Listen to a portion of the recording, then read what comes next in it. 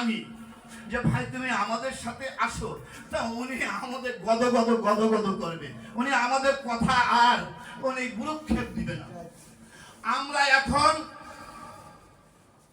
Focus দেব মাঠে, আমাদের জনগণ দেখাবো আমরা বিএনপি চিনি না, আমরা জামাত চিনি না, আমরা আওয়ামী লীগ চিনি না, আমরা এনসিপি চিনি না, আমরা জাতীয় পার্টি চিনি না, আমরা কাউকে চিনি না।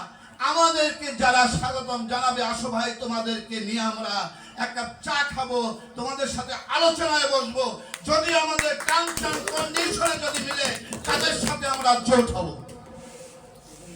সংগ্রামের সাথে বন্ধুগণ, আসলে আমি অবাক হয়ে যাই, এদেশে ঋষি বলেন, মুচি বলেন, ভালো মানুষ বলেন, সবকিছু সবাই রাজনীতি করার অধিকার আছে, নির্বাচন করার অধিকার আছে। আপনি দেখেন ঢাকা ৮ আমি শেষ করে দিচ্ছি, এনসিপি প্রার্থী দিয়েছে এক রিকশাওয়ালা, তার সেলুনের ভাব দেখে আমি অবাক হয়ে গেছি। আরে প্রার্থী পাইনি, আরে প্রার্থীর অভাব নাই, আমাদের হেভিওয়েট প্রার্থী আছে। এই 15টি দল যে আমরা জোট করেছি,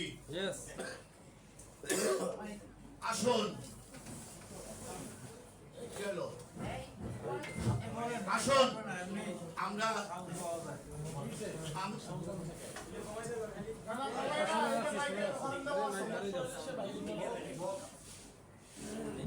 আসুন আমরা সবাই ঐক্যবদ্ধ হয়ে,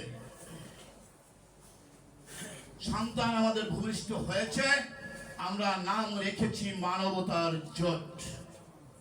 এই জোট আপনারা যদি সহযোগিতা করেন, আপনারা যদি আমাদের পাশে থাকেন, এই জোট অনেক দূরে চলে যাবে, এই আশা আমি রাখি।